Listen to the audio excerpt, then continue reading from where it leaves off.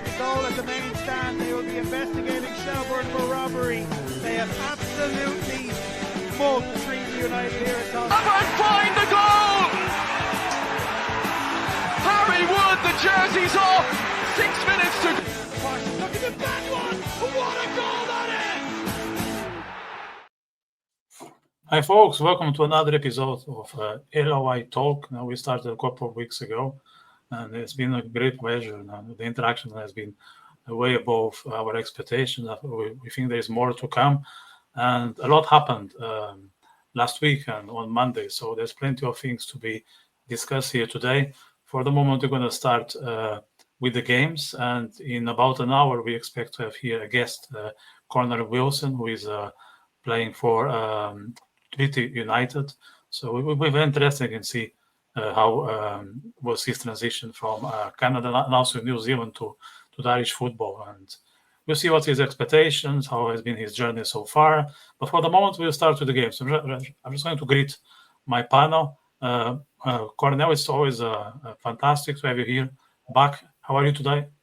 I'm very well, thank you very much, Victor. How are you today? Good.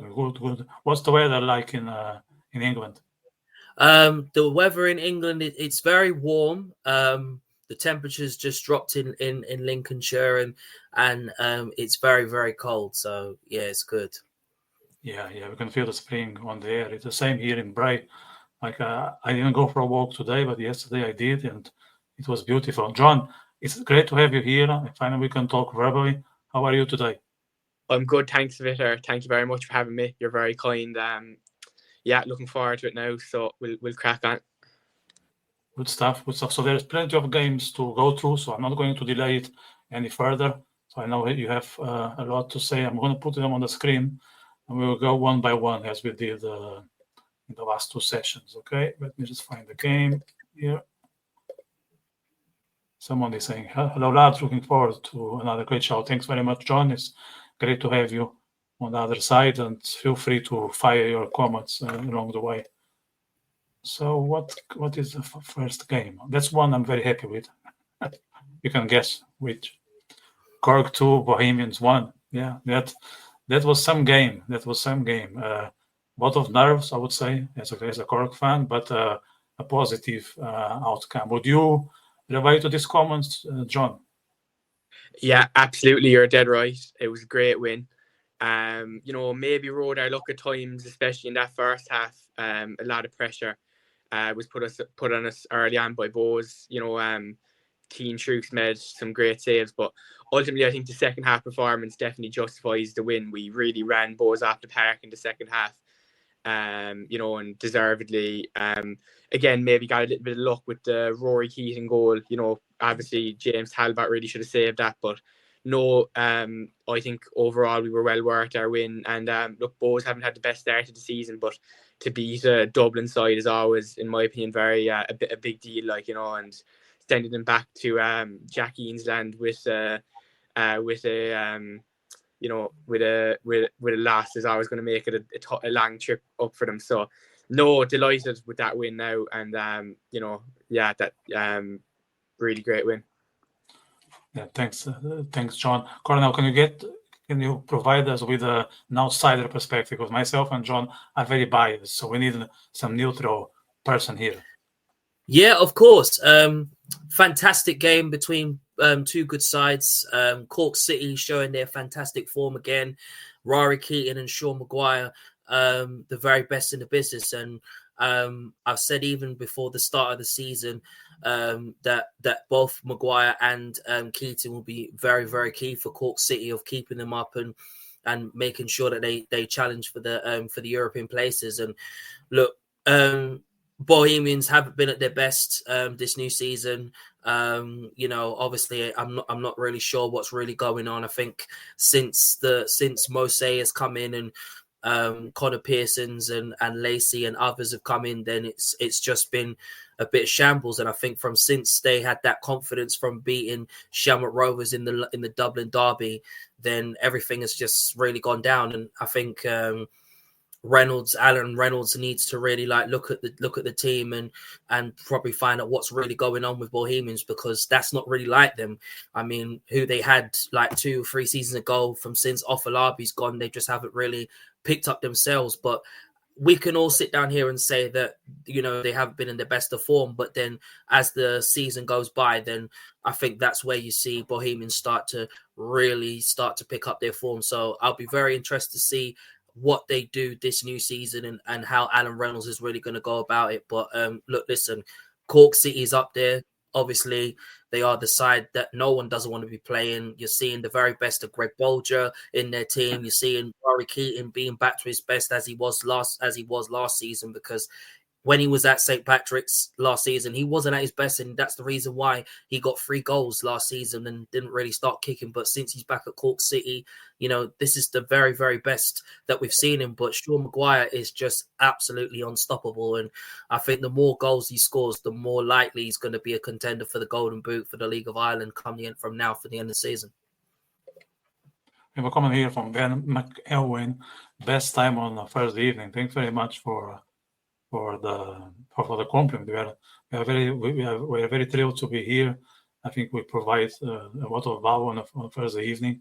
So it's our duty, you know, to share our thoughts, and we want this to be interactive. So please keep sharing your comments. We are happy to give some feedback, and let's make this a dialogue and not just one-side conversation. And I'm going to move to the next game. Shelbourne 1, Shamrock Rovers 1. That was the Dublin Derby 1-1. I can see you have a lot to say about this, Cornell, with that smile. Yes. What a fantastic game. I watched the game on Friday, and it was like one of the best games I've ever seen. Shelbourne obviously scoring first in the second minute. Harry Wood does what he always does, like he did last season when he scored the final goal to win them the League of Ireland title last season. To be honest, Shelbourne were the better side in the first half, and obviously Shamrock Rovers obviously capitalized on the mistake at the back. I mean, Connor Keynes, I don't know what he was doing. I don't know why he came off his line. He could have just waited for the player to actually come to him and then make himself big and then make the save. But, you know, Connor Keynes will learn from his mistake, and, you know, he will crack on with his season from now to the end. But obviously, fantastic game from the start. Shamrock Rovers showed their class as well. But let's be honest, Shelbourne were the better side from start to finish, even though Stephen Bradley will say that Shelbourne was better in the first half, Shamrock was better in the second half. But for me personally, I think Stephen Bradley is wrong on that. Shelbourne were the better side from the first half, second half, and they dominated. They isolated, they annihilated Shamrock Rovers in that first half and the second half. Shamrock Rovers had good, fantastic spells, but let's be real, Shelbourne were the better side. And I've said in previous episodes why Shelbourne are the team that no one doesn't want to be facing. Yes, I know they're not top right now because it's Waterford right now, but this is a team that has a fantastic winning mentality, and why they are favourites to retain the League of Ireland title, and why the reason why they are the team that they are. But, you know, they do what they do. When you've got Odebenko and you've got Sean Boyd, you know, running the show, you've got Ellis Chapman in that midfield now, it is just too unstoppable to really look at them right now and to not favour them, not to retain their title. But I'm very pleased it's a point. I mean, they're still unbeaten in 3 games. Obviously, they've done what they needed to do, but I think there's just no stopping Shelbourne. Yeah, just one thing that came to my mind. Like Cork City and Shamrock, they had 2 weeks rest. And it seems that was positive for Cork because we beat Bohemians. For Shamrock, it wasn't that positive because they managed to get a draw, but they didn't really perform. Have you thought of that, John, when looking at this game? Yeah, so look, I think it's a result that at the time both sides would have been fairly happy with. You know, a point against Rovers or Shelbourne is never a overly bad thing. I must say, like, I've been very impressed with Shell so far. I had them down to kind of drop off a bit and finish third. And look, maybe Duff will leave in the summer, and that could happen. That still could happen yet.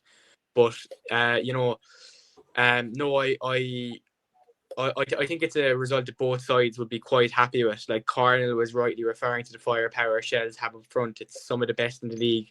Adebeko and Sean Boyd, who they miraculously managed to keep on to.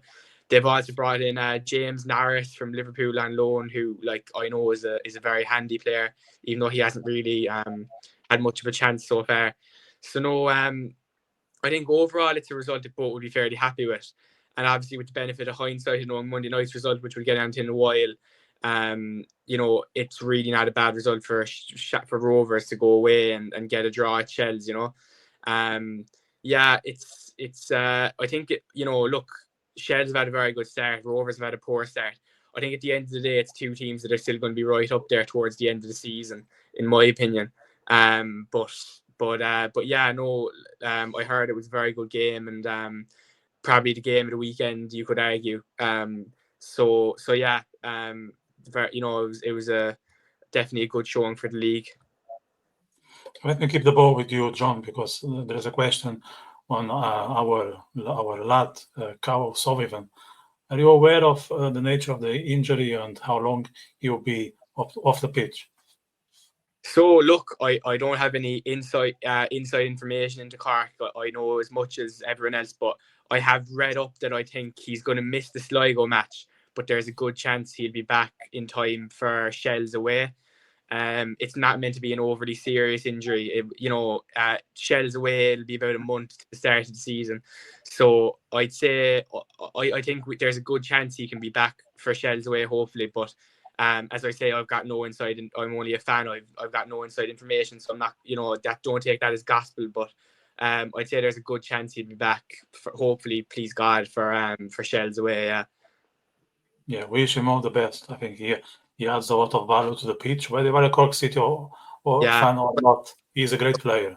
And of course, he's only just turned 18 as well. Yesterday. So there's unfortunately for us Cork fans, we're probably into the last few months of Cathal O'Sullivan now. There's a good chance he'll probably move on in the summer. So let's enjoy him while we have him, and hopefully he can play as much games as possible. Yeah, 100%. Dan heeft hij dracht the one Galway won. That was kind of unpredictable, and it turned out to be a draw. I moved the ball back to Cornell on that one. Fantastic game as always. Two underdog teams who are really been in very good, decent form this start of the new season. Drogheda, doing what they do best and showing how fantastic they can be. But Galway United obviously found a way to go on and gain a point. So two teams that are going to be in and around the European places this season, and definitely have a chance of redemption. Yeah, you want to add something, John, on that game, Drogheda, Galway? Yeah, I think you're dead right that it wasn't a very surprising result, and quite frankly, it's two teams that have had a very good start to the season.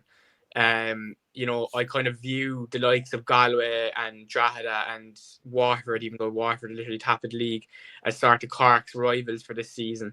So it is, it's not ideal that they've all had such solid starts. They're all pretty much unbeaten.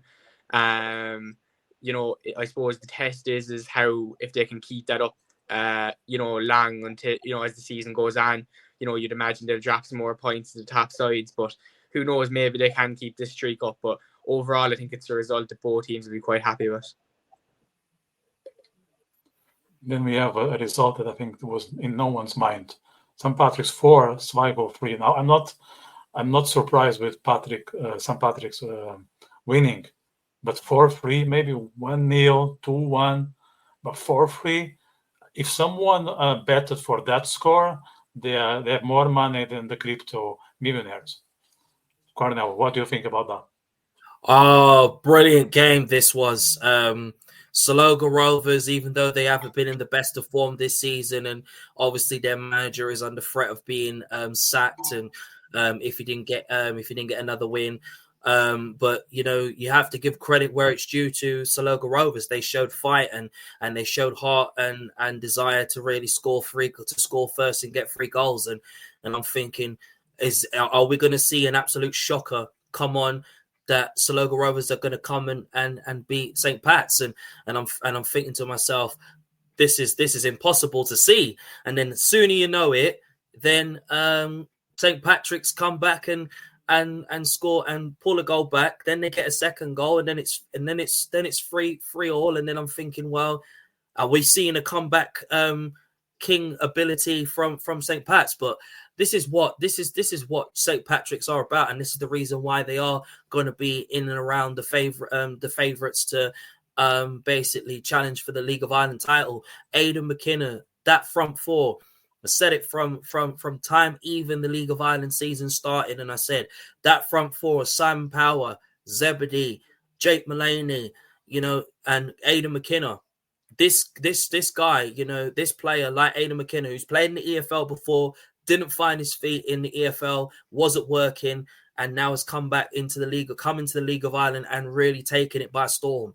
This is a striker that is going to score so much goals this season, and he's going to be favourite to score more and more goals and be favourite to win the Golden Boot for the League of Ireland top scorer. So that might answer this question. Is he the best striker in the league? 100%. He is. The way he's playing, his mentality, his ability to win, his ability to score. That is what Aidan McKinnon is, and he has his head absolutely screwed on, and to link up well with Zebedee, to link up with Jake Mulaney and Simon Power as a front four. That is his game. But we're seeing the very best of Aidan McKinnon, and definitely Aidan McKinnon by storm, and 100% is the best striker in the League of Ireland right now. So that was a very entertaining game. So I'm sure you want to add your words on that one, John. It's a real testament to the league at the moment, to the quality of the league, that we have, the team who's objectively, I suppose, other than Rovers, has had the worst start and probably have the worst quality of squad, are still able to put such a fight up against the favourites, St. Pat's. It's a real testament to the quality of the league this season and how actually unpredictable it's going to be. We forget that Sligo still have some extremely solid players. The likes of John Mahon, who went over to Scotland, I think St. Johnstone, didn't really work out, but he's always been a fantastic centre-back in this league. We've got the likes of Will Fitzgerald, who's been in the league a long time now and has had a good start to the season. I think Keane Kavanagh is up front for them, who's quite a solid striker as well. And I think the main signing is Jake Doyle-Hayes in midfield. He has the potential to be the best number 6 in the league. So and saying all this, we're still probably making the argument that Sligo are probably the weakest side on paper, in the whole division. It was a great game by all accounts. Aidan Keena probably is the best striker in the league, and for one of the reasons is he's literally managing to keep Mason Melia, an absolute supreme talent, out of the team. I think that says all you need to know about his quality. Many Pats fans were saying it was one of the best striking performances they've ever seen and stuff like this. It's I'll just repeat that it's a real testament to the league that Sligo, who are probably, as I say, on paper, one of the weaker sides, are still able to put up such fights. And maybe we're even underrating Sligo just completely, and they could give Cork a real humbling now coming Friday night. It was a fantastic game, to be fair, and both teams can probably hold their heads up fairly high after it, I would say. Yeah, exactly. I would subscribe that 100%. It's very telling that the bottom and the top can compete at that level. It tells how the League of Ireland has improved over the last couple of years. There are not many leagues out there in Europe that can claim the same. So hats off for the quality of the football these days. Who is going to get the sack first? Reynolds or Russell, in your opinion, John? So I won't get too deep into this, but I'm really not a fan of Alan Reynolds. So I'm going to go for Reynolds. I see him getting sacked first. I just don't rate him whatsoever. Would you have the same bet, Cornell, or would you go for Russell?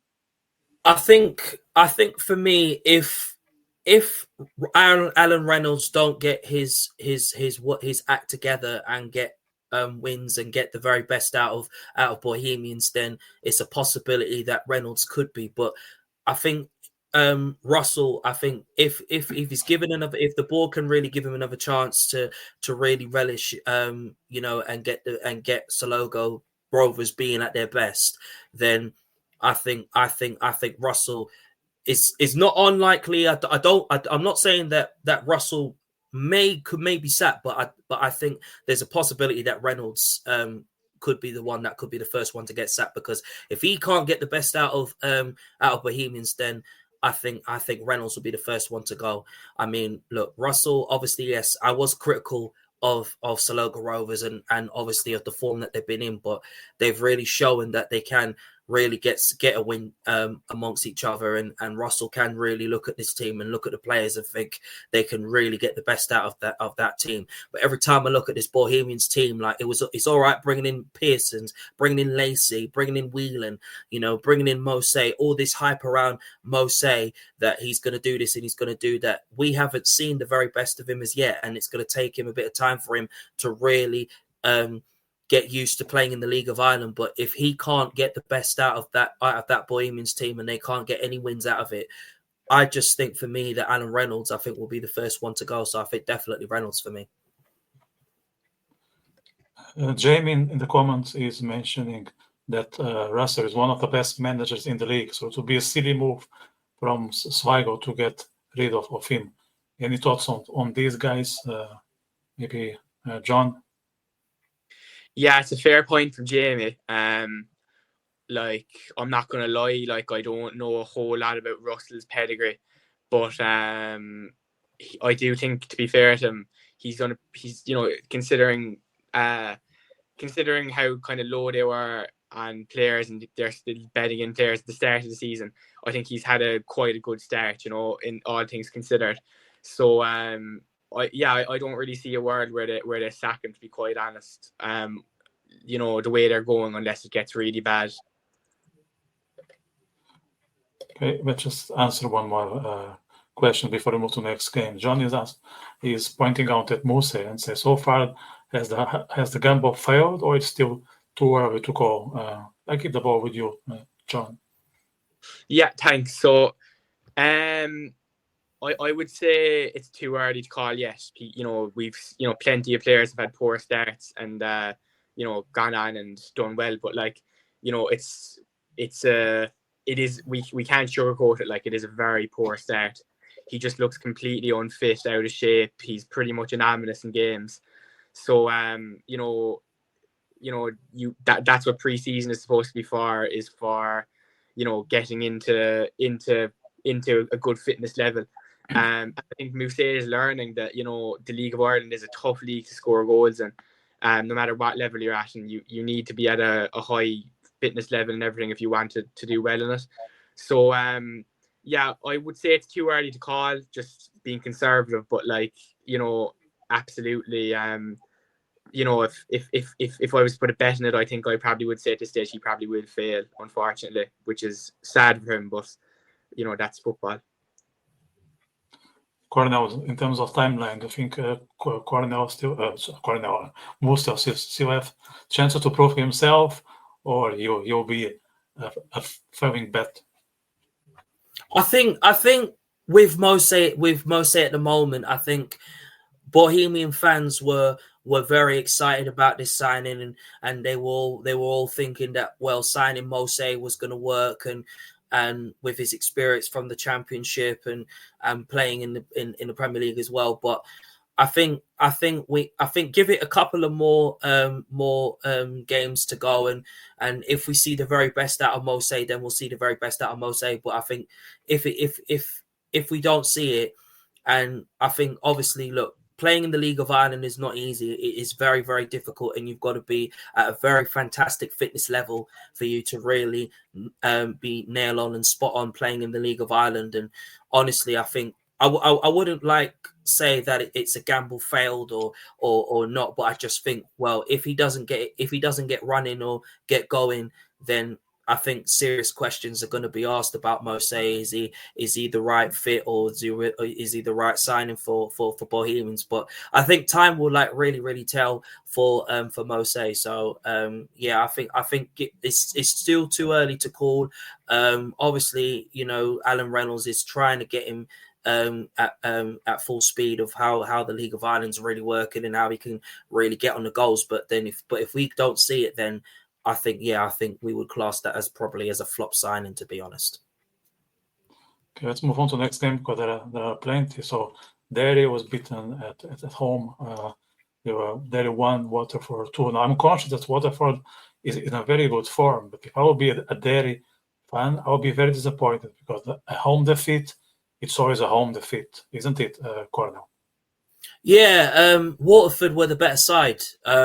They've shown how fantastic they can be. They've shown how brilliant of an underdog side that they are. And when you've got players like Alman in there who can score goals, and you've got Thomas Longaran who could score goals as well.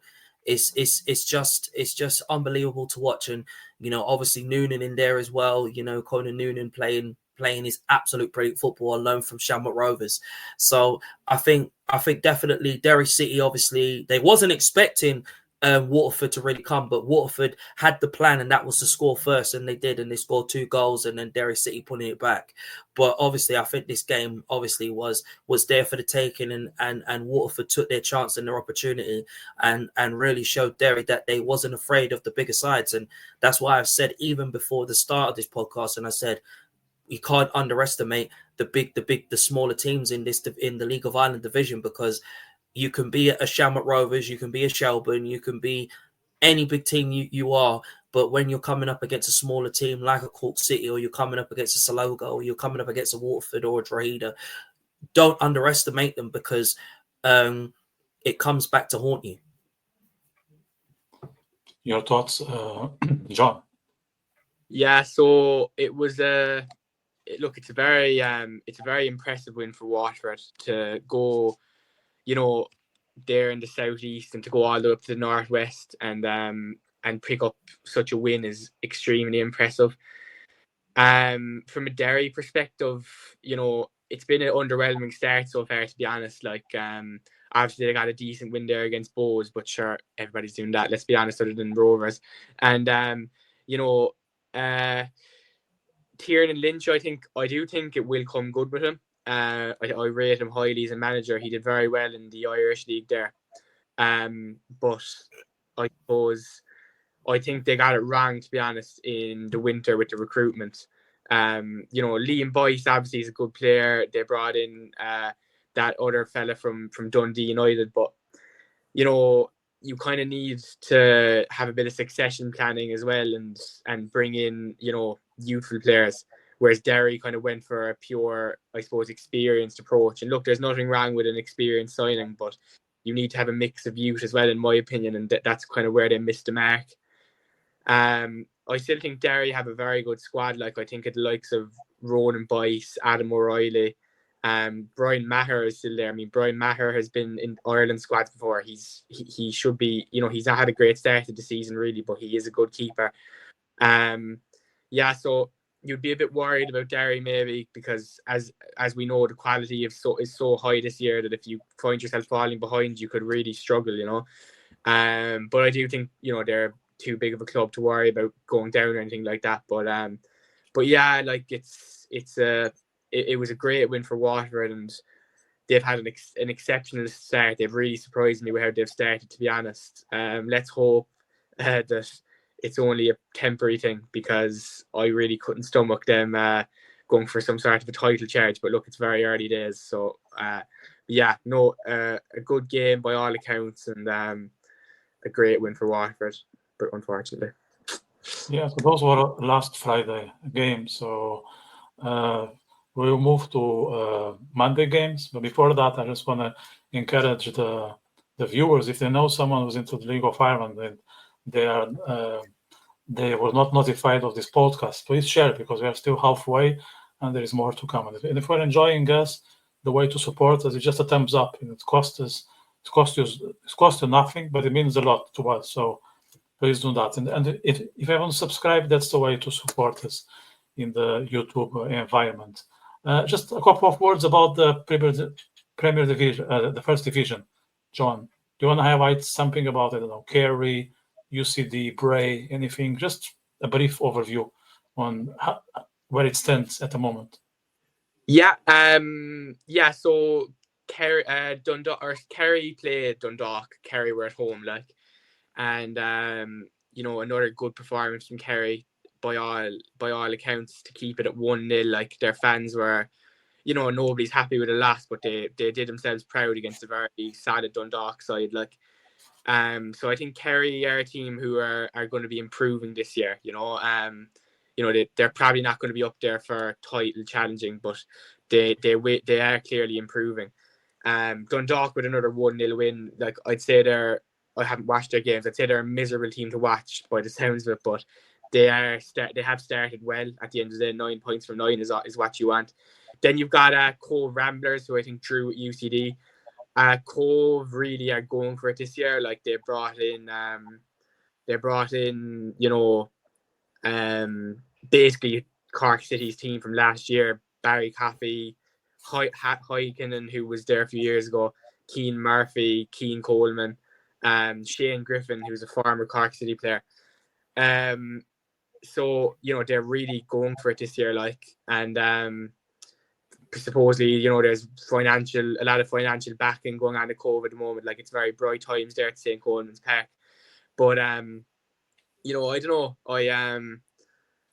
I think they're picking up one too many draws, to draw with Kerry and UCD. With respect to Kerry and UCD, who are both solid sides, that you should really be picking up victories there, because if you want to have serious challenges of challenging, I suppose Cove, in fairness, beat Treaty as well. We'll get on to Treaty now. Obviously, we have Connor coming on, which we're all really excited for. So Treaty have had a really impressive start. I kind of made the claim that that 5-0 against Athlone was a bit of a once-off, but I was definitely proved wrong there, because they beat who did they beat? They beat somebody 3-1. If you can tell me who that was, their past weekend. So no, Treaty look really impressive as well. To be honest, I've been more impressed by Treaty than I've been by Cove so far.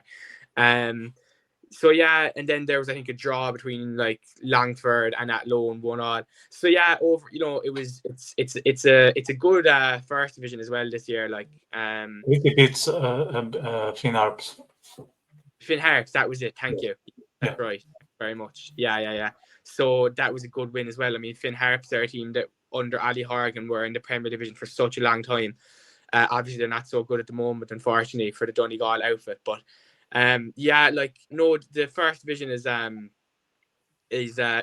interesting this season. I think Dundalk are going to run away with it. To be honest, it's going to be a bit like us, Cork City last year. But there is that second place is definitely up for grabs between the likes of Cove and Treaty, if they can keep this farm going. So, and Athlone, Athlone have just been shocking so far. But after being the second best team by a long way last year, so. Yeah, it's an interesting first division as well, but that second place is actually quite unpredictable, so definitely keep an eye on it.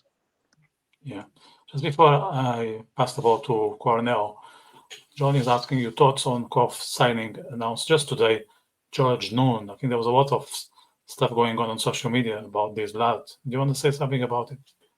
I'll be as brief as I can, yeah, but he, I think he's former Swansea or something like that, somewhere in England anyway, and he's played for Ireland at youth level before as well. So no, he looks like a really solid player. 23 is a good age as well. It's the right mix of experience and youth. So no, I'd say that's a good signing for Cove. I don't know an awful lot about him, but more bodies in the squad is always a positive thing, isn't it? So yeah.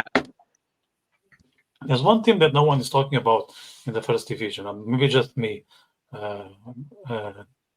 thinking about them. It's UCD. Is there a reason why UCD is not on the cards, Cornell? Because they are a kind of a yo-yo team. Did something happen with the squad that I'm missing? I think just people. I think UCD is a team that obviously has been in the first division for quite some time, and some people have kind of like not really like bothered about them, obviously, to be honest. But I think it's a kind of a weird one because obviously, I mean, they are starting to gain a little bit of form, but yeah, very interesting to be honest. Any other thoughts on the remaining teams in the first division or no? Yeah, Dundalk absolutely on fire right now. Still unbeaten in the first division, and why they are the reason why they are favourites to win the first division this new season. Let's not forget Treaty United as well. David Lee Devitt as well. Absolutely fantastic. Scored a brace. I'm disappointed that he's not player of the month for February because he's been on absolutely another level this season. Kerry FC, sorry, obviously is also a team that I think that is one to watch as well. Colb Ramblers as well, another team that I do rate, I think. But I think for me this season, I think it's going to be between Dundalk and Treaty United that will go guns blazing again for the first division title. Yeah, there's a comment here on Lee Devitt. You guys wanna add something on this? Would you subscribe or endorse this comment? Would you disagree? Yeah, I agree. Yeah, I think Lee Devitt being left out of the Player of the Month is not right, really, because he's got 5 goals in 3 games this season.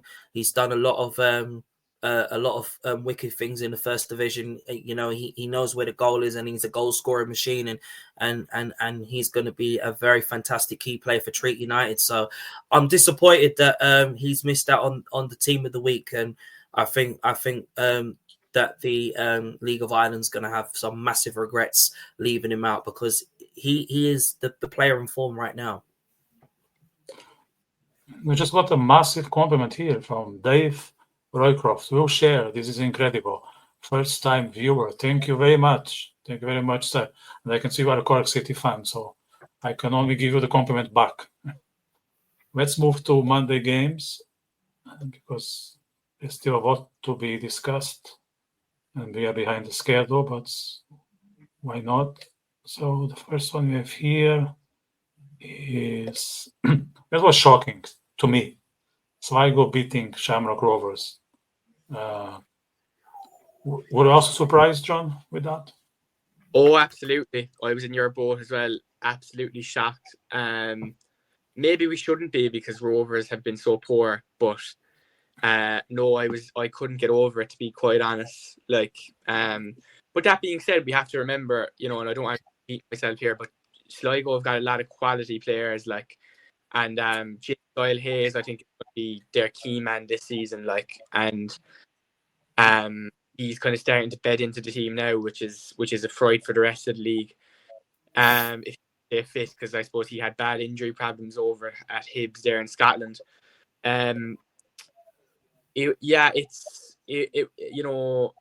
Was there? I think there might have been a red card in this game. I could be wrong, but no, it was a really surprising result. And it would be hilarious if Rovers went from challenging in Europe and getting this close to a round of 16 or quarter final.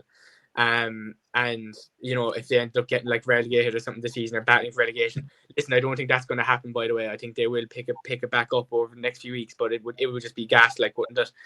Obviously it's well documented Rovers' problems. They're relying on a 16-year-old up front, very talented 16-year-old, but a 16-year-old nonetheless, and 2 35-year-olds who honestly are worse than the 16-year-olds. So yeah, I still do think what some people aren't talking about is Rovers still have brought in some great signings. Like Matt Healy was just a tremendous signing. I thought he would go somewhere like League One in England, to be honest. But Ed McGinty, who hasn't really had the best start, to be honest, but he is another good player, obviously. They brought in that Welsh left back who I think picked up a bad injury. So obviously there was news as well that it looks like Josh Honahan might be getting called up to the Ireland squad, which is very welcome news. I think he deserves it. But yeah, it was definitely, Vitor, I agree with you. It was a surprising result, but I suppose I don't think any of us are complaining too much with seeing Rovers struggle either. So 100%. That's it really.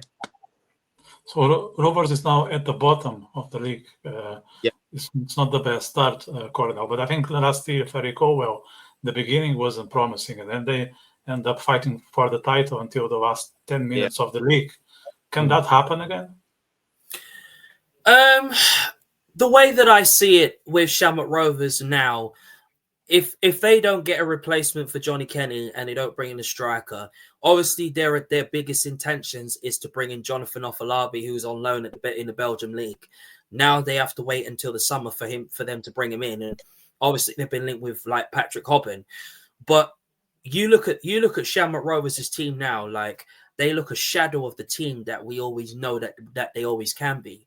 We always know Shamrock Rovers to be a team that likes to dominate and really outsmart small, big teams. Stephen Bradley has gone through a lot of pressure really as Shamrock Rovers manager. You could clearly see that there is something not right with this team. Like there's no good wingers in this team. Like obviously Byrne is touch and go in and out of the team due to injuries. It's more obviously Danny Mandroyu and Burke are actually running the show. I still believe they need to add another winger. If they can bring in Asamoah or a winger on a free who can really help Shamrock Rovers really get back to their best. They still haven't replaced Marcus Poom in this team, which is an absolute joke. And their back line, they've got a few injuries like Matthews, who's just come in, a former Celtic player who could play at left back. And play on the right side, but his main position is more playing in that centre back role. I think they still have problems at the back. I mean, Josh Houlihan being called up obviously is an absolute fantastic achievement for him. He'll really help the Irish international team's back line, and this is what Helgason as a manager is. Obviously.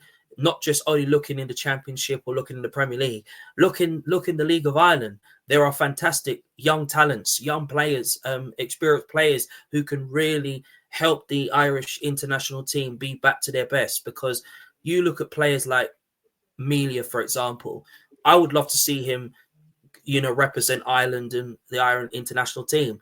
You look at 16-year-old players like Michael Noonan, absolutely on fire, but then you can't rely too much on Michael Noonan too much because he's only a 16-year-old kid and he's got absolutely the huge potential to be a very special player.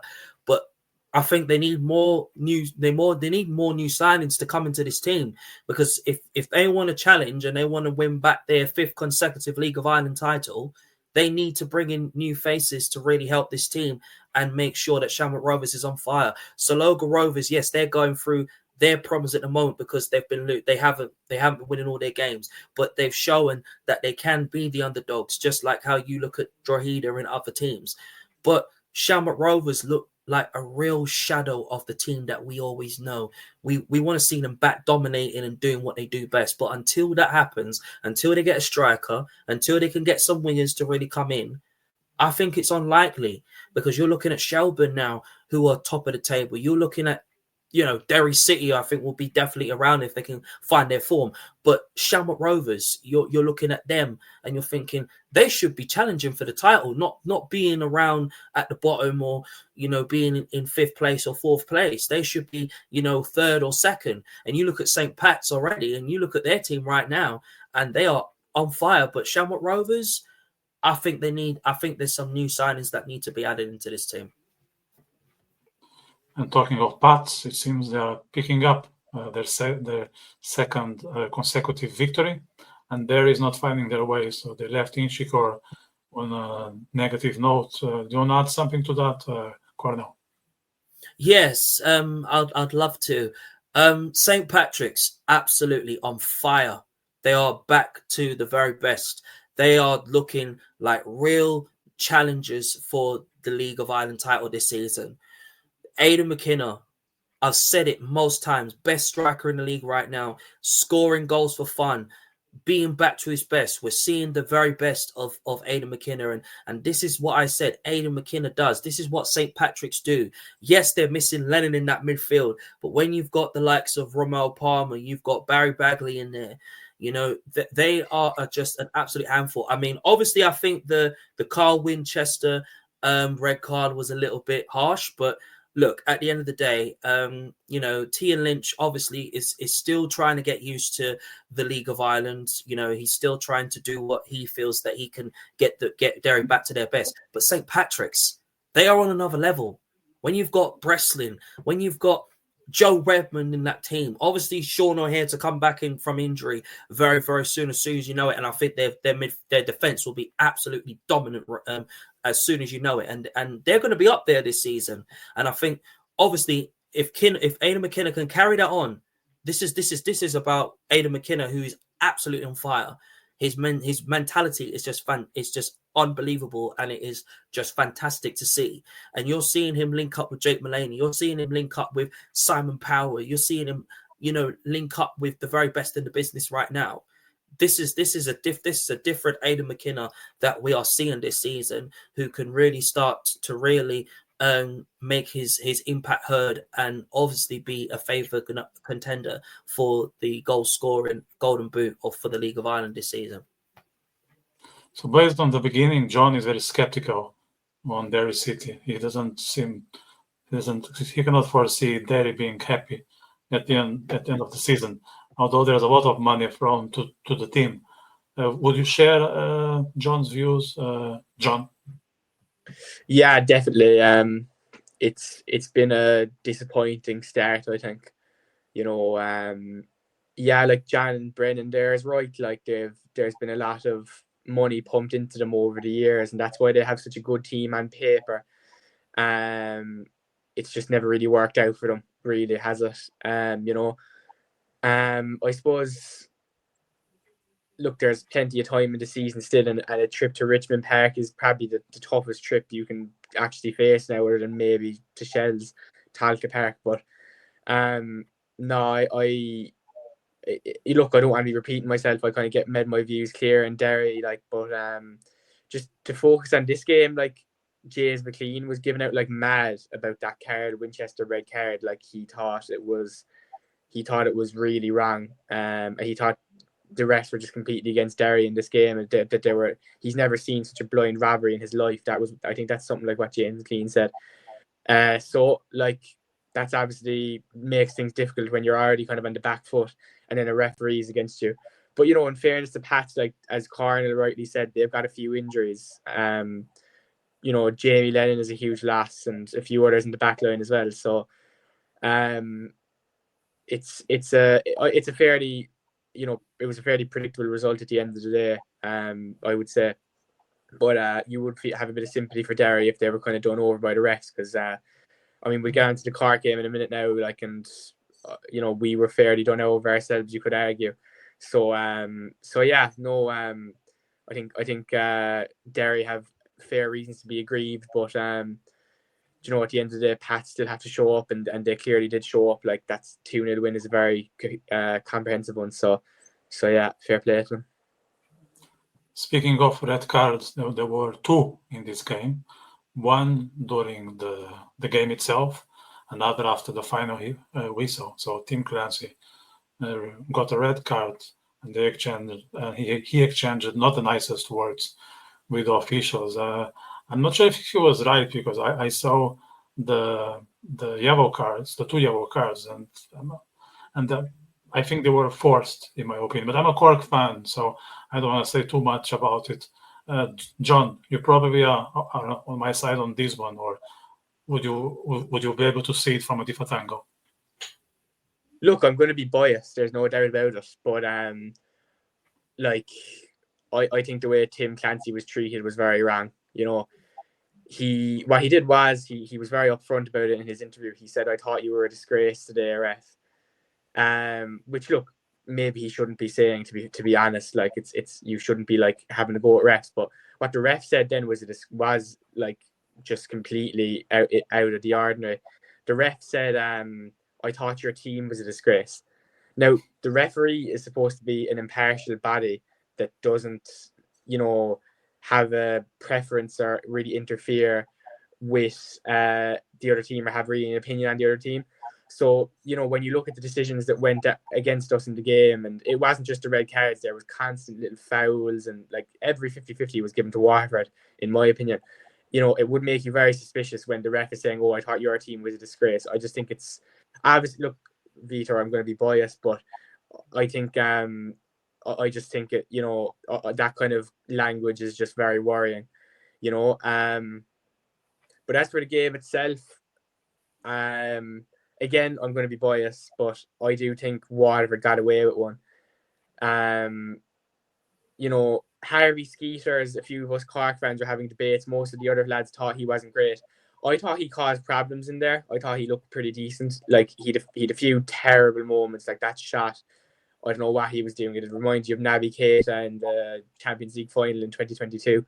But it was a terrible shot. But overall, I think Harvey Skeeter's, caused some problems and was decent. But at the end of the day, he's not Seanie Maguire. And Seanie Maguire coming off injured was a real stroke of luck for Waterford, because he was we were running rings around him in those first 30 minutes. We really were, like. And then Greg Balger had to go off at half-time. Like, Cornell was rightly saying it earlier. He's so integral to our team. So I think Waterford got very lucky in that sense. Nolan missed he scored an unbelievable goal, but he missed an absolute sitter as well that is just going to haunt me forever. So I honestly, again, I'm going to be very biased. I think we can hold our heads high with the performance. I think we were pretty unlucky, but at the end of the day, a loss is a loss, isn't it? There's no sympathy in football for playing well. Like, you can play as well as you want, but if you get 0 points, it's 0 points on the board. And we need to become a bit more ruthless and take our chances, because it was similar against Galway. Like, Dykesfield had a glorious chance and he missed it. So to make that could have made it 2-0, or that would have made it 1-0. Sorry, but yeah, it's we've really got to start becoming more ruthless with our chance taking, because games are just going to go away from us otherwise, and unfortunately that's what happened today. Now, look, credit to Waterford, they're a great team. Like, you don't get to top of the league at this stage of the season without being a decent team. We'll see how long it lasts, but it was a really gut-wrenching one now, to be honest with you, lads. Cornell, I would like to get your angle, because you don't have skin in the game, so you might be able to perceive things that we cannot. For me, as John said, I think Waterford were very, very lucky to win, and obviously I think the decision going against them was not great. But a loss is a loss. But Waterford are showing the reason why they are the underdog side that really likes to take the game to their opponents, and I do favour Waterford to be favourites to challenge and finish around the European places. But Cork City, obviously, I think they were it was not very good for them to lose. But look, I've always said I think they'll still be in and around the European places and stay up this season and really make sure that Rory Keating and Sean Maguire are key to keeping them scoring the goals and keeping Cork City up from competing around the relegation playoff places. Yeah, another team that is performing very well and was struggling last year is Drogheda, and they managed to get another victory in Dublin. Cornell, were you surprised with that, or are you just confirming that Drogheda is a team to be taken in consideration? I was surprised a bit both really, because Drogheda obviously we didn't see the very best of them on the first day of the season. They showed how quality they are by drawing against St. Patrick's on the first day of the season. But I think since the time that they had lost the first game, they've really picked up themselves. We're seeing Thomas Owala scoring, starting to get in his best of form at the moment, scoring his first goal and scoring the only goal.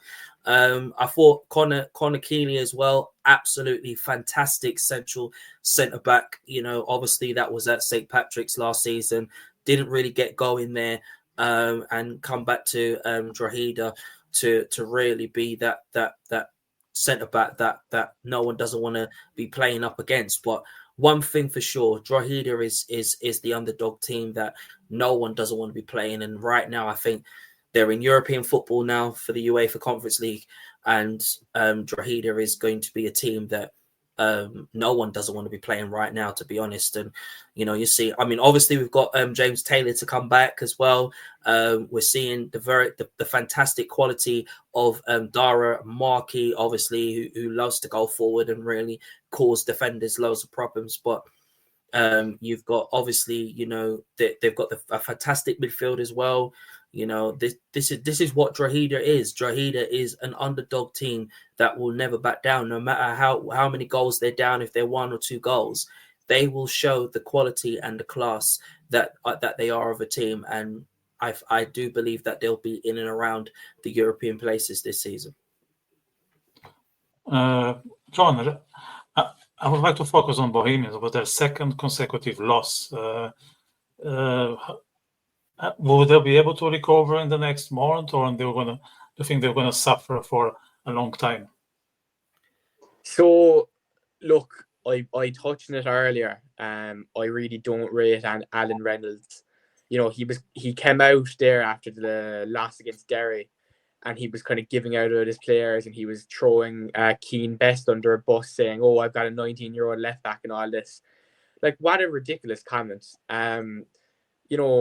How many? I mean, how many young players are used all throughout Europe? If you're good enough, you're old enough. You're age. 19 is actually not even that young compared to what we see some players coming out throughout Europe. Trent Alexander-Arnold was winning Champions Leagues at 19. And obviously there's differences in the levels, but Keane Best is a player that is very highly rated at Preston. He broke into the Preston first team at a very young age. I think Alan Reynolds should be feeling lucky to have a left back like that and should be working with him. But even if Keane Best is not performing well in training or whatever, and is not, you don't throw him under the bus. That's one thing you never do as a manager. For instance, Brendan Rodgers is very good at that, at protecting his players when they're under media scrutiny. He'll always protect them and say, no, he's doing a good job. He's hanging in there. I just thought when I saw that, I couldn't get over it. That kind of petulantness. And it should be said that, Bo, I think he took over from Keith Long, but Bo's were dreadful last season as well, finishing 7th, and there's a narrative that he's working with a tough bunch, but he really isn't. It's a strong squad. I mean, Niall Marahan is one of the best midfielders in the league. People are wondering how people are saying Sligo are weaker for him without him. Dawson Dubois and Ross Tierney were getting moves to Scotland and England respectively because of how good they were a few years ago. I know Mousse isn't really working out fair enough, but you've still got Colin Weed in there, who's another really solid striker. They've got depth in midfield as well. They've got Sean Green back on loan. I really don't think the squad is as bad as some people like to kind of play a victimhood and make out. It's actually a really strong squad. Connor Parsons, I mean, when I saw that intro there at the start and that goal that he scored against us a few years ago, I was getting trauma flashbacks, So, I really look, the thing is with Bose is there's not much managers in the market at the moment. It's who do they bring in? Some have suggested maybe Colin Healy. I don't think that's actually a bad shout. I think Colin Healy is a man of tremendous character and could actually, do a better job than Reynolds. But I don't know. I frankly don't have the answers as to who they should get in, but I really do not rate Reynolds whatsoever. And if they keep on for him for too long, they honestly could be in real trouble. That's, maybe I'm being harsh on the man, but that's just, I really, it's been a long time since he's been a high-level manager. He took Waterford, I think, out of the first division a few years ago, in fairness, and that was very impressive and kept Waterford steady a few years. But, does he have the pedigree for a club like Bows? I'm not sure. And you'd say something if they had a weak squad or whatever, but I really think their squad is actually quite strong. So no, sorry for all the rambling, lads, but from a Bows perspective, I don't rate Reynolds whatsoever, to be quite honest. Yeah, just going back to Cork City game. So David mentioned here that Waterford is top, so it's not a bad measure bar for us, for Cork City. And when it comes to the referee, he's very unhappy with the behavior. I would fully endorse his comments. They were unprofessional, and they need to be investigated to see exactly what happened, because that kind of words, they don't have space in the pitch, in my opinion. Let's just wrap up the last Monday games, because Cornell is here. So there's one more, which is Galway 1, Shelbourne 1. John, you want to say something brief about this one before we start chatting to Connor? I keep it very brief because I'm really looking forward to talking to Connor. So it's a brilliant result for Galway, in fairness. Obviously, Aim and DC Park's a very tough place to go to. Will Shells be a little bit worried? It's looking like it's going to be a fierce battle now between Pats and Shells, because Shells now dropped 4 points in the last 2 games, and Pats had a bit of a rocky start as well, so they're both even now at the moment. So it's a very impressive result for Galway, who are really flying so far this season, it has to be said. Even when they didn't play so well against Cork, they still managed to pick up a point. So no, fair play to Galway, and maybe Shells will be a little bit disappointed, but look, it's a tough place to go. Anything from your end, Cornell, just to wrap up Monday games? Shelbourne getting a point, obviously still unbeaten this season.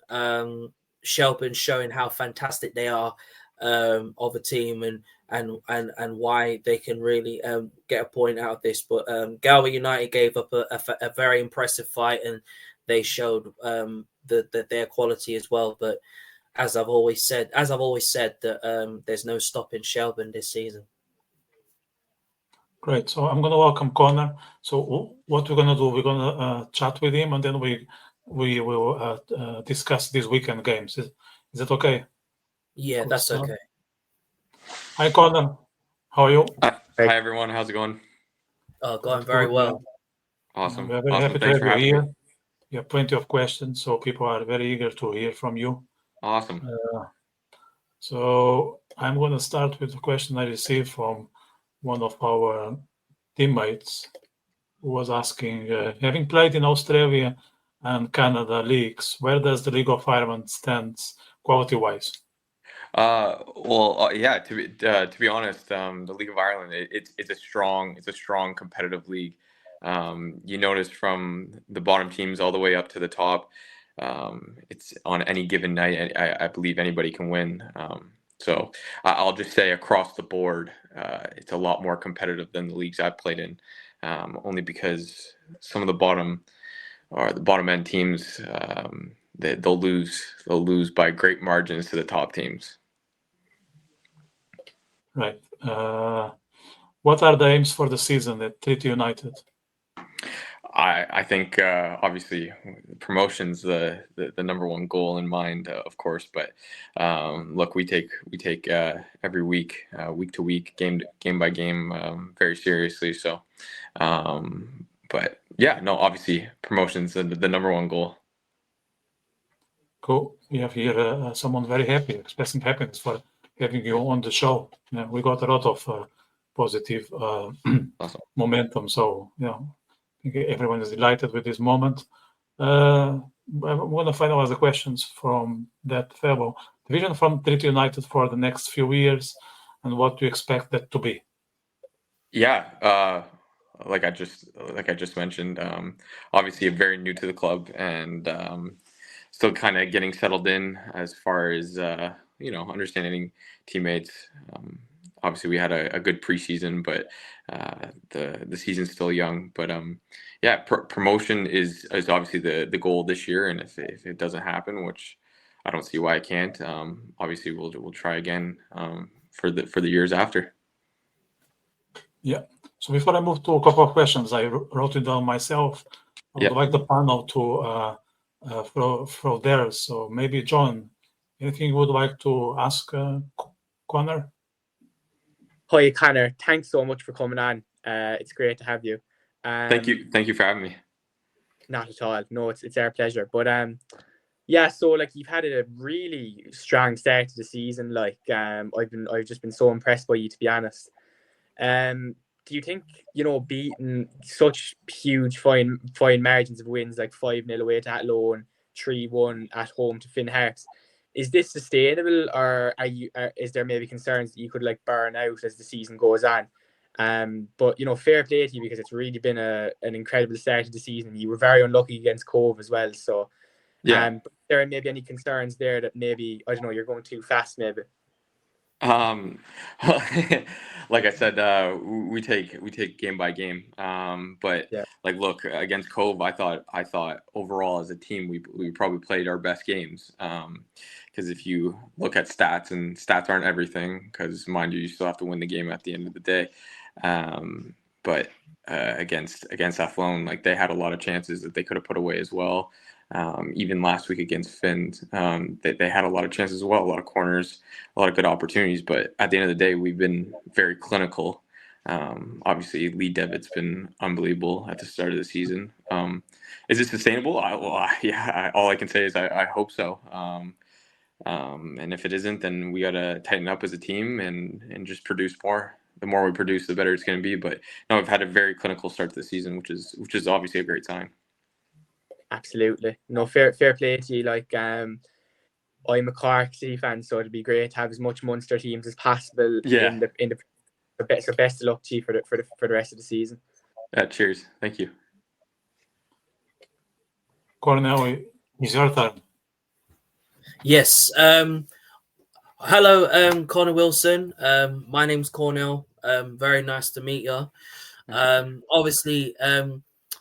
Obviously, Treaty United are on really good form this season, and the way that you've been playing is just been fantastic. Do you think you and Lee Devitt are the very best two up front that you've actually played up well with, or do you feel there's somebody else in the Treaty United team that you feel that you play very well with? Like I said, it's early in the season, so we have a very, very deep squad this year. We've also sustained a couple of injuries with the likes of obviously Lee J, who's one of our better players, Ben Lynch, Fionn, kind of goes down the list. We've had Val, just a lot of injuries that, like, anybody at the end of the day can come in and do a job. And I think Tommy has done a very good job of picking the squad this year. But yeah, no, I'll just say, obviously Lee's obviously been top for us this year, and all I can do is just try to support him and try to get some more goals. But my job's obviously a little bit different, as I'm finding myself a little bit more holding than anything. And we rely heavy on our attack, on our counter attack specifically. But no, even the likes of Joe Hansen, Carl's been good, Yo-Yo's been good, and then Tripp, Mark Byrne, everybody that's come off the bench has put in some great minutes for us. So no, we're just looking to keep that trend moving forward. And it's next person up. Anybody who goes down, next person has to be ready to fill in. And then also, sorry, Victor. Go ahead. Go ahead. Sorry. Okay, thank you. Do you feel that the Treaty United manager has basically like got the best out of you and made sure that you are playing to your very best since playing for Treaty United? Yeah, of course. No, I'm one of those players where if it's a job you need me to do, I'm just gonna, I'm gonna do it to the best of my abilities. Tommy has put me in that role, and all I can do is just I'll put my head down and do what I can for the team. He like I keep going back to. I think it's important. To keep progressing and getting to know the team properly, just so I can fulfill my duties the best I can. Okay. Cornell, do you have any other question? Sorry to interrupt you. I was not aware that you had a second, but if you have a further, no problem. I know you like to talk, so. Yes. Do you believe that Treaty United can be contenders to challenge for the first division and really knock off Dundalk off their perch? Do you believe that Treaty United can really be that team that can really play in the Premier Division against the very best and really test themselves against a St. Pat's or a Shelburne or a Derry City or Shamrock Rovers or a Bohemian? Do you believe that Treaty United can achieve that goal? Yeah, look, I think that's everyone's goal in mind, to obviously get promoted, but Dundalk's the test in front of us. Like I said, every week we focus on a different team, but Dundalk is us tomorrow, and I hear good things about them. I've never played them. I don't know what they're like. Obviously, we've done some film on them, but I don't know what they're like, to be honest. So I'm just looking forward to the next challenge ahead. I don't see why Treaty can't contend. We don't fear anybody, and we're gonna do our best to be that spot so we can contest next year.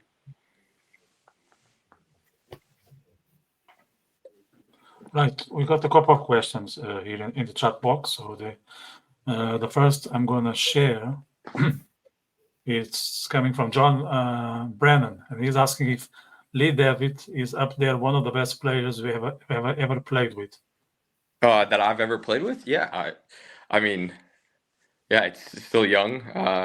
I played with a lot of great players in the past, and yeah, he definitely has the capabilities to being one of the better players I've played with, definitely. Okay, one more here. Just a second. It's coming from Dave. Who does Connor Wilson see as potential big games coming up for Treaty? How does he see himself fitting in with the team as the season goes on? Yeah, like I said, any role Tommy needs me in, I'm willing to do. Hope I can fit in and just do my role in whatever position I have to play that given day. But yeah, no, I hope I can fit in and just keep plugging along and keep this good momentum we have going forward. Okay, one last question from the audience, and that's about your coach, your manager. What's Tommy Barrett like as a manager to work under? He is held in very high regard around the League of Ireland. Yeah, so far the time I've been here, Tommy's been a great manager. He really wants to bring the best out of us each and every day, whether that's training or whether that's game. He holds each of his players at a high standard, which obviously makes you want to go out and perform for him.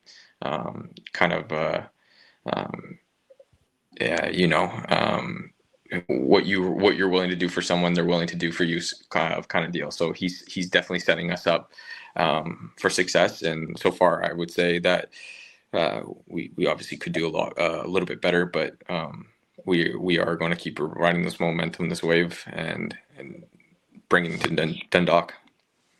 Yeah. Now, in terms of your journey, so what inspired you to move to Treaty United, and how was the transition, say, on the pitch and off the pitch? Yeah. So obviously I came back from the Oceania countries over here. I just thought I'd get a little taste of playing in Europe. That's always been the goal and the dream of mine. And Treaty was an option to come over to. And had a good preseason over here, and yeah, it's been a very easy, I would say, successful move in, if you will, where it's just been the boys on the team have been great. The coaching staff has been great, making everyone feel comfortable here. So it's been kind of a stress-free, and just, yeah, it's been good. Talking of your skills and ability, so you've played in various attacking roles. How do you describe your style of play, and what can you bring to the team? Yeah.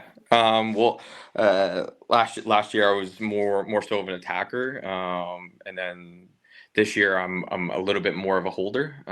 So like I said previously, whatever a coach needs me to do, whether that's play striker or hold for them, I'm there for it. I'm going to do my best each and every day. But yeah, I would say I bring a calmness on the ball, but also lots of energy off the ball.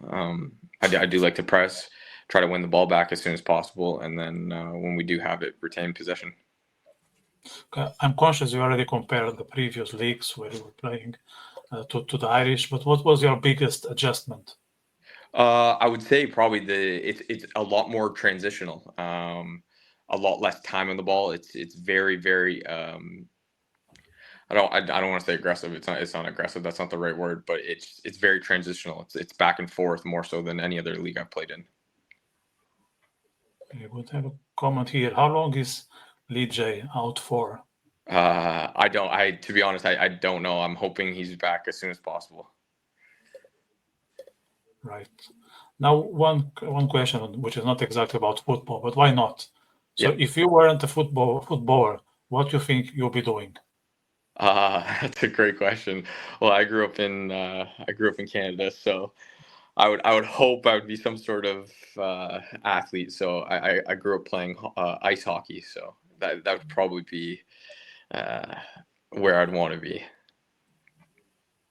Yeah, very good, very good. I don't know if people have more questions, John or Cornell, or maybe the audience. There's one more that's coming. A lot of engagement tonight, which is great. It's coming from John. Was it much of a help having Joe and Ben Lee joining Treaty at the same time as you? Yeah, so obviously having some of your own nationality over is definitely is help. It makes you feel a little bit more comfortable, a little bit of home with you. But yeah, no, those two has been great because I room with them, so it makes it that much easier. Yeah, 100%. So I think that's it from our end. But if you want to add something yourself, some message to the fans, we're happy to listen.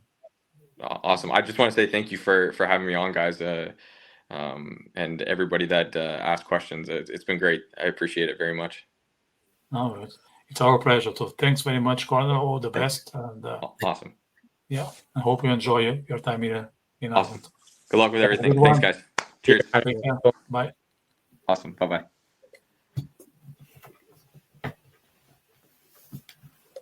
Right. So we go now to our preview. I'm just going to put the first game on the screen. Waterford Bohemians, Cornell. In which team would you put your money?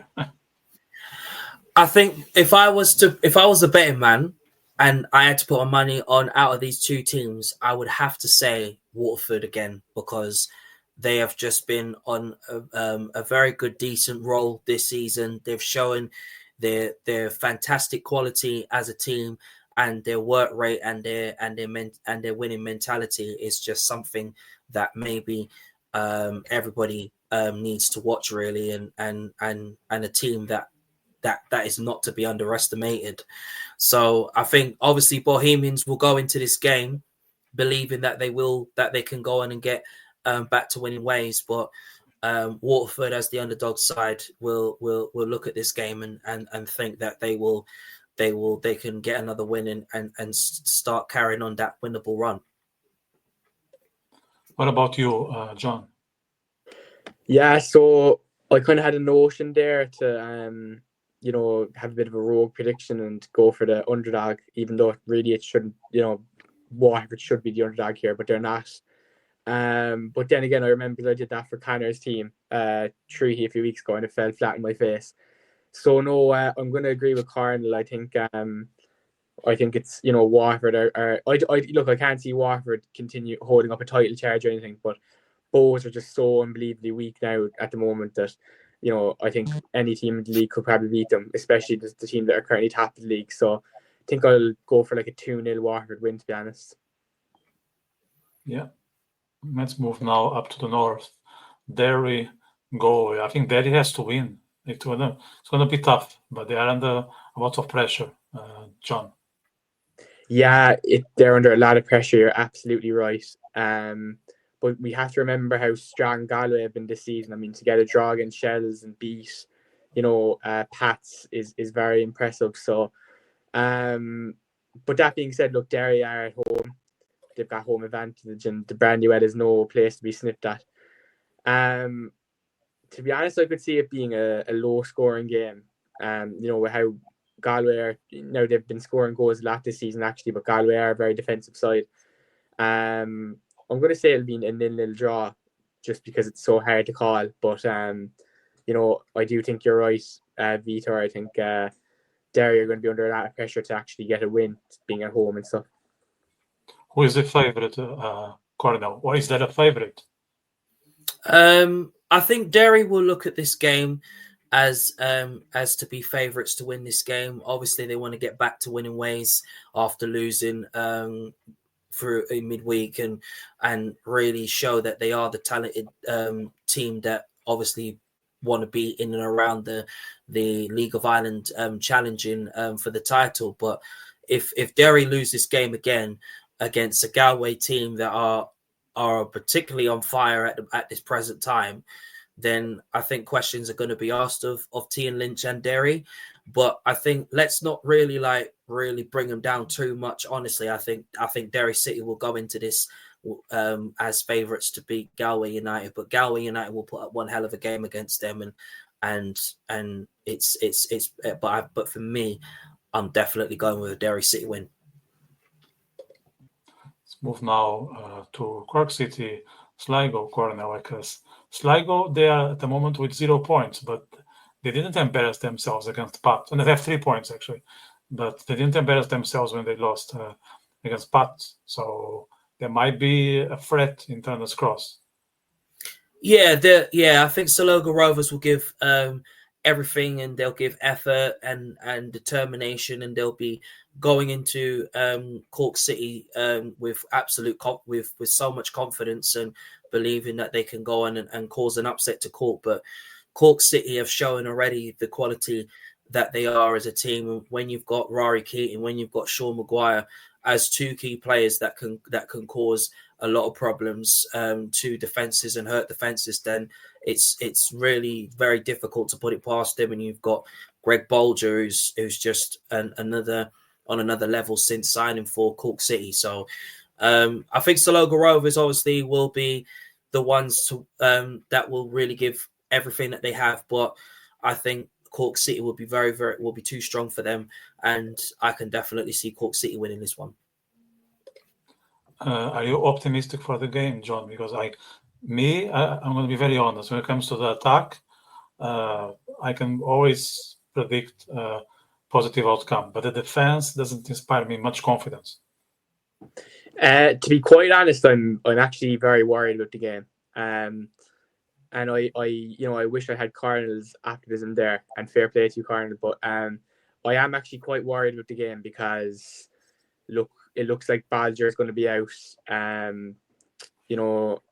There's a red card there for in defence, and Maguire is probably out. So that is 3 massive losses. Freddie Anderson is his name. Sorry, that's terrible for me. But yeah, they are 3 huge losses. And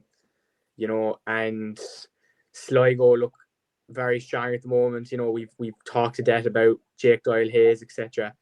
And Will Fitzgerald and Keane Kavanagh and John Mahon. So I I'm not that confident. I'm actually a bit worried with the game. But if we had a fully fit squad, I would be confident. I think we can honestly take anyone out in this league with a fully fit squad nearly. But it is, I would have some cause for concern with the amount of injuries we have. And this is the problem with the squad. It was very threadbare from the start of the season. Like, I was calling in the club to bring in Liam Burt there a few weeks ago, and it was announced he was in a free agent. And he still is a free agent, so we still could, who knows. But we just, I still think we unfortunately are short maybe one or two bodies for squad depth if we want to really challenge. But I do think our starting 11 is very good. So, yeah, I think I'm going to go for 1-1. And I would be honestly quite happy with that because Sligo are looking dangerous. And, we're looking vulnerable in some areas. So, yeah, I hate to be so negative, but I am a little worried with this game. But look, let's hope I'm wrong because usually my predictions are wrong, to be honest. So, yeah, it seems Dave is also nervous with the game, so it's not just you. There are other fans who are a bit nervous, and the reason is the same. Just having struggle here to find the next game. But I have here Shelbourne Drogheda. John, anything on that one? This is going to be a very interesting one because Shells have had a tremendously good start to the season.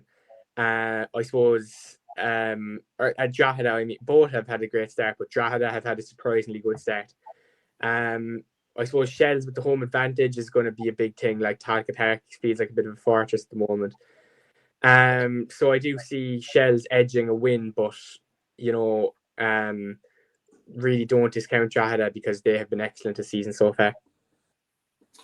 Cornell, can Drogheda upset the Shells, or they won't have any chance? I think anything is possible for Drogheda. They've been in very good, decent form, picking up their first win, and they'll be very confident going into this game against Shelbourne and causing a very big upset. But with the likes of Boyd and Maid Odebenko, it is very, very difficult to keep them down, and I think they'll be looking to get their score names on the sheet, on the goal scoring sheet. They'll be looking. Look, listen, Shelbourne have been the best team this first half of the season, and they've looked the team that nobody doesn't want to be playing this season. But don't underestimate Drogheda at all. They are the underdogs. They will go into this game believing that they can cause a loss, to give Shelbourne a loss. But as I say, I think it's going to be a very, very close game between both teams. But I have a feeling either a draw, possibly. But I think obviously Shelbourne is going to win this game. And the last one, Shamrock, St. Patrick's. To me, that's unpredictable, to be honest. Like, Shamrock cannot afford not to win. But maybe that will be the scenario tomorrow. I wouldn't be surprised. But they cannot afford. They're under a lot of pressure. I think they are in the similar situation as Derry at this point, Cornell. Shamrock Rovers, they have been in not so great form this season, defensively or going forward. If the reliance right now is on either Graham Burke or Aaron McEniff to really help them out, or Dylan Watts, one of the best passers in their team. Shamrock Rovers have to go into this game with full belief. Best player on the planet right now for their team right now is Matt Healy right now. Shamrock Rovers haven't been in no fantastic form, and it is very, very worrying for Shamrock Rovers fans that are going to be going into this game thinking that St. Patrick's, you're seeing St. Patrick's, you're seeing Aidan McKinnon scoring goals for fun. You're seeing Zebedee score goals. You're seeing Jake Mulaney put assists in for the likes of McKinnon and Zebedee, and Mason Melia, who's going to get that massive move to Tottenham next year in 26. So it is very, very difficult to see. But you look at Shamrock Rovers' team right now, and you think, does Stephen Bradley play? Does he play his best 11 against St. Patrick's? Does he put out his best starting 11 or not? Because you're looking at it's Stephen Kenny versus Stephen Bradley to see who is the very best of managers. Is it Stephen Kenny? Is it Stephen Bradley? So I think it's going to be a very, very intense game. It's going to be a very close game. But I can just see St. Patrick's Athletic edging this game because of the performances of Aidan McKinnon, the performances of Zach Zebedee, the performances of Jake Mulaney. Obviously, Romal Palmer is one of them. You've got, Barry Bagley, who's also another one as well. Yeah, fingers crossed Jamie Lennon comes back very soon from his injury. And their back line as well, Redmond and so on, and Breslin on fire. But, look, Shamrock Rovers are utter shambles right now, and they're in serious problems. And if they don't start to win their games and they don't start to really bring in the players that Shamrock Rovers fans really expect for them to do, then it's going to be serious problems for Shamrock Rovers. So that's a Dublin derby. John, how do you see it from your angle? So correct me if I'm wrong, but this is Shamrock Rovers' first home game of the season after that travesty of what happened for the Cork City game. So we can't discount that. I mean, Tala is a great stadium. So the home advantage is going to play a big role here, I think, for Rovers, or maybe it will put them under more pressure. Who knows? At the end of the day, the quality at the moment is chalk and cheese. Pats are looking really, Resurgence are looking really good, and Rovers are looking really poor. But things can change like that in the League of Ireland, and I can't see Rovers staying in such a poor position that they are now. However, we are speaking with the present right now. I'm sure Rovers will get a striker in over the summer, and that will really improve them. But at the moment, we're dealing with the contemporary realities of Michael Noonan or Aaron Green or Gaffney. So I do think, I think it'll actually be a close game with home advantage and all that, and Rovers will surely turn up. But I can see Pats coming away back to Inchicore with all 3 points, to be quite honest. Yeah, so that's what we have for this weekend. A lot of excitement. So thanks very much for the insights, lads. I think there was a lot to be said. A good 90 minutes here. We need a lot of stamina to go through all of this. And there is more to come next Thursday. So I count on you, Cornell. I know your words are always inspiring, your energy. So it's always a pleasure to have you here. And John, whenever you want to return, the door is open. So thanks. Remind me to eat before I go on the next podcast, because I'm absolutely starving. But thank you so much, guys. I really appreciate it. Yeah. No problem. Okay, guys. Have a good one. Take care. God bless. Take care. God bless. Bye-bye. Bye. Bye. Bye.